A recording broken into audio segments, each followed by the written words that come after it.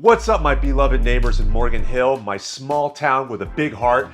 This is Nima Moridi with the Moridi team bringing you your Q4 end of year market update. Let's see how prices have changed in our beloved town of Morgan Hill from October through December. I'm here to report that. But before we get started on that, I hope you folks had a fantastic, relaxing, great time with your families for Thanksgiving. I was with mine. I went up to my in-laws in El Dorado Hills, just outside of Sacramento.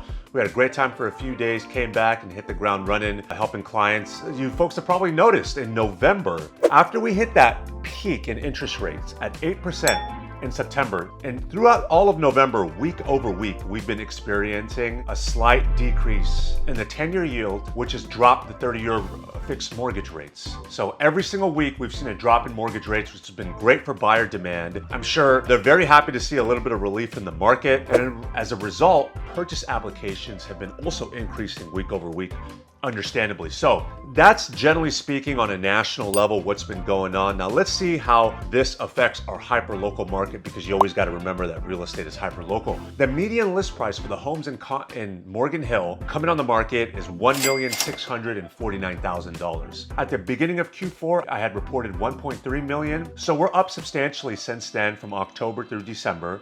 The price per square foot calculates out to $629 per square foot, while in October, I had reported 619, so we're up around $10 per square foot through the quarter. Days on the market, we're looking at 35 for the median days on the market in December, while in October we were also at 35, so there's been no change on that.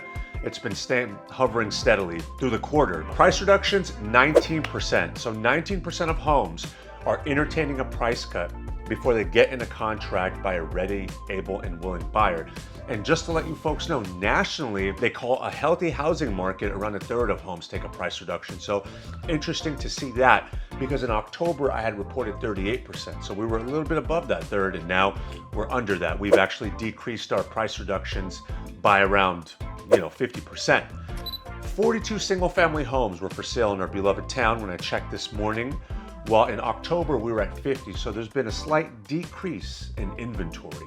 Demand though, from October through December has stayed fairly steady. We've been hovering around the same interest demand through the quarter, so I'm really curious to see how that changes going into 2024, and you better believe I'll be reporting that information over to you folks. The fastest selling, I noticed there was a 1,300 square foot home. Think of your 4-bed, 2-bath layout on a lot that's a little bit above 7,000 square feet. That was on the market for 14 days and got snagged up. So remember, the average home had been sitting on the home. The median days were at 35, and this one got into contract after 14 days. Wanted to report that over to you.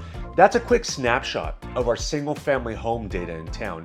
Now let's switch over to the condos and townhomes and talk about those, because the condos and townhomes have been hitting the market at $959,000, while in October I had reported $895,000. So we're up a little bit on that. The price per square foot comes out to $563 for those condos and townhomes. For December, in October, we were at $505. So interesting to see. We've seen a slight increase in those price per square foot for those condos and townhomes. So as you can see, what something gets listed at and what it sells for is completely different. And that way you can tell that homes, from the time they hit the market and then the time they get sold, it's an arbitrary number, right, from where it hits the market. So you can have some price reductions, and that sale data you can use to go and calculate the price per square foot. So if you have any questions on that stuff, my Calendly link is at the bottom of this video, and we can book a time to chat, and I'm very, very glad and able to answer any of your questions that you have. But let's keep going on the data. The median days on the market were at 18 days. So from the time a home gets on the market to the time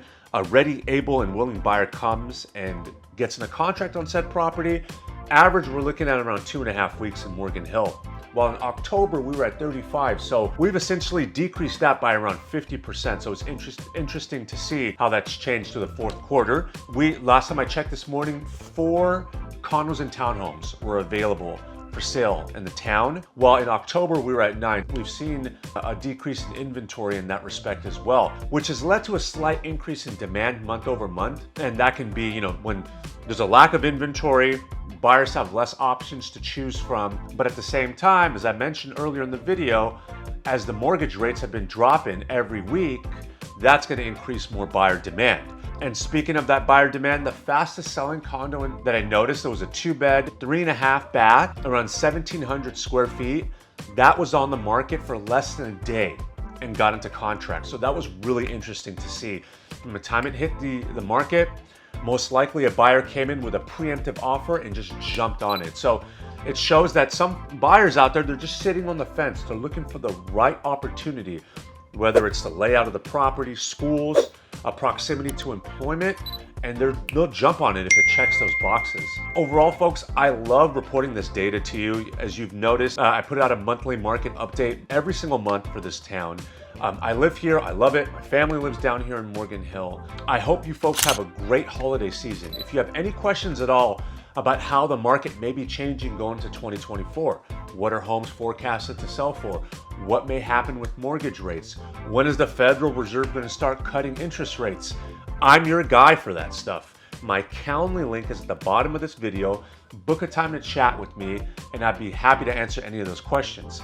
I hope you folks have a great holiday season and more to come next year.